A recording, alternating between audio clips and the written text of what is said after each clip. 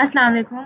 हम इसमें पढ़ेंगे ब्लॉक 1 के बारे में और ब्लॉक 1 में फाउंडेशन और हेमाटोपोइटिक 2 मॉड्यूल्स हैं और इसमें मेन अभी हमने कवर करनी है बायोकेमिस्ट्री।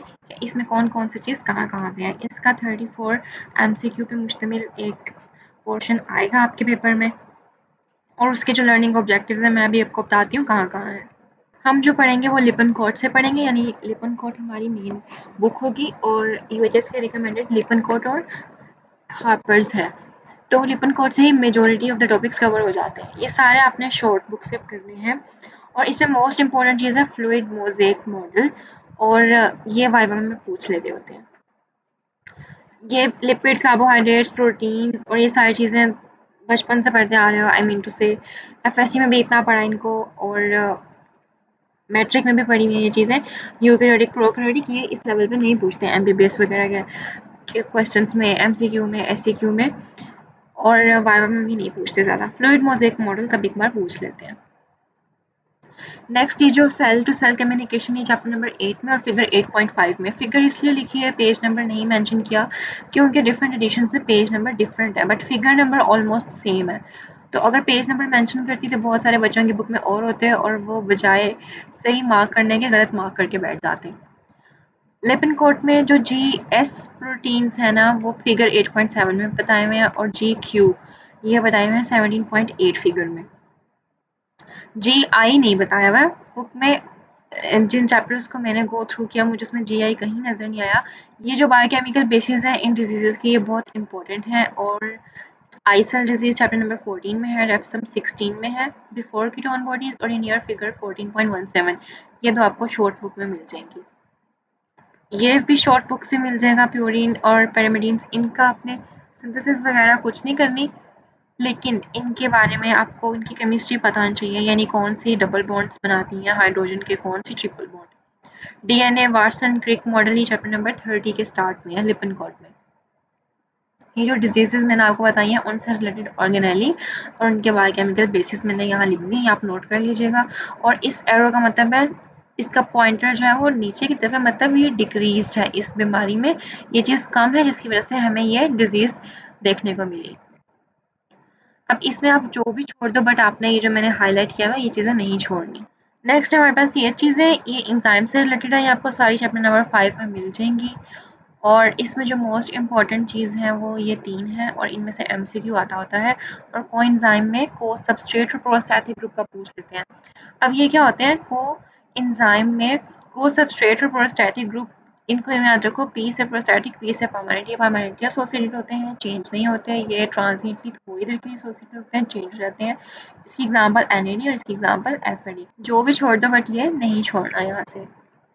नेक्स्ट हमारे पास ये भी एंजाइम से रिलेटेड क्वेश्चंस हैं, ये चैप्टर नंबर 5 में मिलेगा। सैचुरेशन ये एफएससी में भी पढ़ के आए होंगे, इसमें से एमसीक्यू आ जाता है और ये कम्पिटिटिव, नॉन कम्पिटिटिव और अनकम्पिटिटिव ये मोस्ट इंपॉर्टेंट चीज़ें हैं यहाँ पे, वाइवा में भी आती हैं। और कम्पिटिटिव और अनकम्पिटिटिव और नॉन कम्पिटिटिव इन तीनों में आपको पता होना चाहिए के एम वी एम और के मैक्स वी मैक्स इन चीज़ों का। लिपिनकोट में ये 2 गिवन है, ये वाला नहीं है। इसमें आप लोगों ने ये याद रख लेना कि इसमें वी मैक्स भी कम होती है और के एम भी कम होती है। इनकी जो एग्जांपल्स हैं ड्रग्स कुछ लिखे हुए हैं वो आपने कर लेने हैं। अब इसमें से यूँ क्वेश्चन आता है, इसे आपने खुद मार्क कर लेना अपने पास। नेक्स्ट जो टॉपिक है ये चैप्टर नंबर 1 में मिलेगा आपको। 1 में डायरेक्ट नहीं लिखा हुआ कि कीटोजेनिक कौन से हैं और ग्लूकोजेनिक कौन सा है, ये मैं अभी आपको टेबल दिखा देती हूँ 20.2, ये वहाँ पे आपको मिल जाएगा। ये जो टॉपिक्स हैं ये आपको शॉर्ट बुक में अच्छे मिल जाएंगे। और differentiate alpha helix, beta helix. Alpha helix और जो बीटा प्लीटेड प्रोटीन्स हैं ये चैप्टर नंबर 2 में लिखे हैं बट उनका डिफरेंस नहीं लिखा हुआ, आपने डिफरेंस उनका लिख लेना है।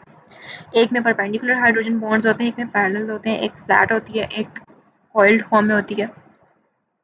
बॉन्डिंग है different level of proteins. Bonding यानी कहाँ कोवलेंट बॉन्डिंग है, कहाँ नॉन कोवलेंट बॉन्डिंग है। जिस तरह हाइड्रोजन बॉन्ड्स जो है वो नॉन कोवलेंट है और हमारे पेप्टाइड बॉन्ड्स हैं वो कोवलेंट हैं, डाइसल्फाइड बॉन्ड्स हैं वो भी कोवलेंट है। तो ये आपको पता होना चाहिए किस लेवल पे कौन सी बॉन्डिंग होगी। ये वो टेबल है जहाँ पे सारे लिखे हुए हैं कि नॉन एसेंशियल, ये वाले नॉन एसेंशियल है, ये एसेंशियल है, ये कीटोजेनिक है, स्पेसिफिकली कीटोजेनिक, ये बोथ है, ये ग्लूकोजेनिक है। इसमें आप इन 2 चीज़ों को नहीं छोड़ेंगे, बाकी आप टाइम थोड़ा है तो छोड़ सकते हैं। यहाँ पे चैपेरोन्स के बारे में चैप्टर नंबर 2 के लास्ट में लिखा हुआ है। ये जो डिजीज़ है अल्जाइमर और प्रायोन डिजीज़, ये भी चैप्टर नंबर 2 के लास्ट में है। और जो प्लाज्मा प्रोटीन्स का टेबल है, वैसे सत्या रिकमेंडेड बुक नहीं हुई की, बट इनमें प्लाज्मा प्रोटीन्स अच्छे बताए हुए हैं, तो आपने ये वहाँ से कर लेना है। और ये जो IgA, ये जो एंटीबॉडीज़ हैं, ये सत्या या मुश्ताक है, किसी भी शॉर्ट बुक, मुश्ताक एक बुक का नेम है, बायोकेम की बुक है। ये आप वहाँ से, आपको जहाँ से अच्छा लगे वहाँ से कर लें। मैंने आपको 3 ऑप्शंस बता दी और ये शॉर्ट बुक में अच्छी लिखी हुई है, प्लेटलेट डिराइव्ड ग्रोथ फैक्टर और इंटरल्यूकिन्स और इंटरफेरोन्स वगैरह। ये वो सत्या वाला टेबल है, इसमें आपने सारा चीज़ कुछ नहीं याद करना, बस आपने ये नाम याद करना और इनके फंक्शंस। नाम भी सारे नहीं याद होते तो अल्फा ग्लोबुलिन्स में से भी 3, इधर से 2 3, इधर से 2 3, ऐसे याद कर लेना। यहाँ पे आप इनके अलावा बाकी चीज़ें छोड़ सकते हैं। अब हिमेटोपोइटिक और लिम्फोपोइटिक मॉड्यूल बायोकेमिस्ट्री का, उसमें हमारे पास सबसे पहले ये चीज़ें हैं। इसमें ये आपको चैप्टर नंबर 21 में मिलेंगी। ये बहुत इंपॉर्टेंट है। हीम सिंथेसिस स्टेप्स दिए हुए हैं, वो स्टेप आपने याद कर लेने हैं। पहले स्टेप में पिरिडोक्सिल, पहले या दूसरे स्टेप में पिरिडोक्सिल फॉस्फेट कोएंजाइम के तौर पे यूज़ होता है, वो आपने याद करना है और वो हमारे पास MCQ में आता होता है। ये बाकी चीज़ें आपको चैप्टर नंबर 3 में मिलेंगी।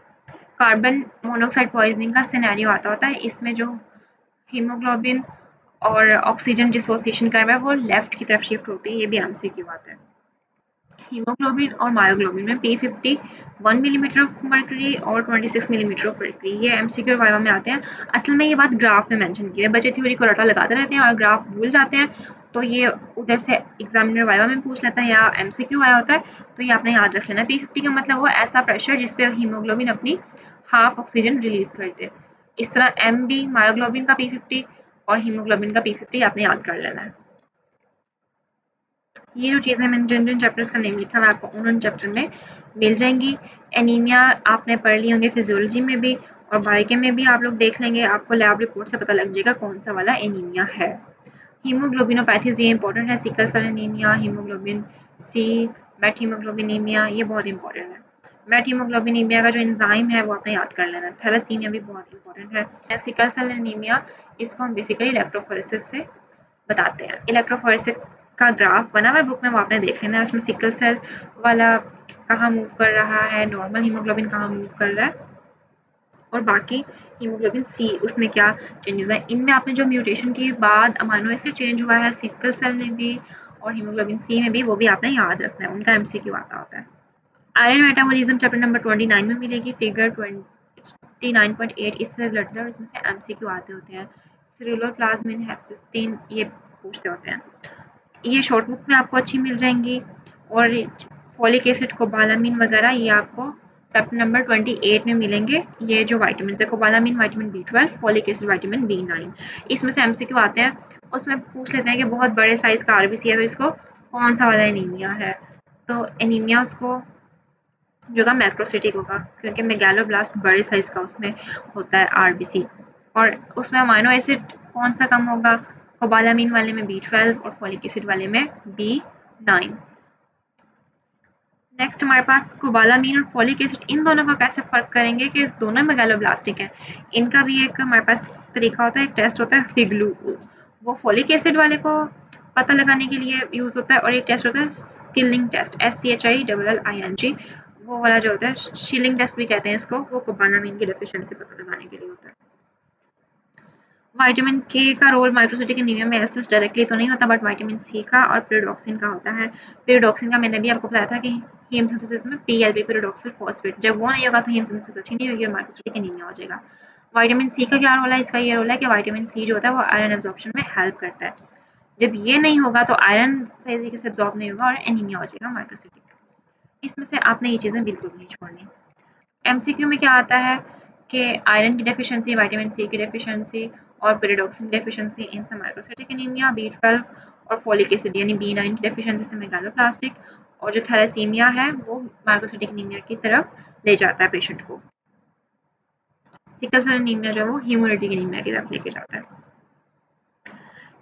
बिलिरुबिन वगैरह वाले जो टॉपिक्स हैं ये आपको और जॉन्डिस वाला चैप्टर नंबर 21 में मिलेंगे, और ये बहुत इंपॉर्टेंट है। जॉन्डिस की 3 टाइप्स जो हैं वो बहुत ज़्यादा पूछते हैं, और जो जेनेटिक बेसिस हैं, जेनेटिकली भी जॉन्डिस होता है किसी किसी को, उसकी भी टाइप्स हैं, ये आपको शॉर्ट बुक में मिलेंगी। उसमें एक है क्रिगलर नाजर सिंड्रोम, गिलबर्ट सिंड्रोम, किसी में अनकॉन्जुगेटेड बिलीरुबिन ज़्यादा होता है, किसी में कॉन्जुगेटेड। ये मैंने GCU इसलिए लिखा है कि गिलबर्ट सिंड्रोम और किगलर-नाचर सिंड्रोम में अनकॉन्जुगेटेड बिलीरुबिन ज़्यादा होता है। GCU से आपने याद कर लेना। बाकी एक होता है डुबिन जॉनसन और एक होता है रोटर सिंड्रोम, उसमें कॉन्जुगेटेड बिलीरुबिन ज़्यादा होता है। यू यहाँ पे अनकॉन्जुगेटेड इन दो वाले का। और ये जो थैलेसीमिया वगैरह है और ये जो लास्ट में पेडिग्री वगैरह है, ये आपको मिलेगी शॉर्ट बुक में। और जो थैलेसीमिया है ये बेसिकली एक्स लिंक्ड रिसेसिव नहीं होता। जो थैलेसीमिया होता है ये हमारे पास ऑटोसोमल रिसेसिव होता है। ठीक हो गया, ये सारी बातें आपने देख लेनी है। इस सारे टॉपिक में से आपने हाईलाइटेड चीज़ों को बिल्कुल भी नहीं छोड़ना। दो बातें आपने याद रखनी है, ये हार्पर्स बायोकेमिस्ट्री में लिखी हुई है। रिगर्जिटेशन हाइपरबिलिरुबिनीमिया, इस कंडीशन को हम बेसिकली किस चीज़ में देखते हैं, हीमोलिटिक जॉन्डिस में। ठीक है, और ऑब्स्ट्रक्टिव जॉन्डिस में रिटेंशन हाइपरबिलिरुबिनीमिया देखने को मिलता है, क्योंकि बाइल डक्ट वगैरह ब्लॉक हुई पड़ी होती है और हमारे पास आगे जाने का कोई पैसेज भी नहीं होता। सारा जो मैटर होता है, सारा बिलिरुबिन होता है, वो एक जगह पे रुक जाता है। थैंक यू सो मच, ये बायोकेम कंप्लीट हो गई। मिलते हैं नेक्स्ट वीडियो में।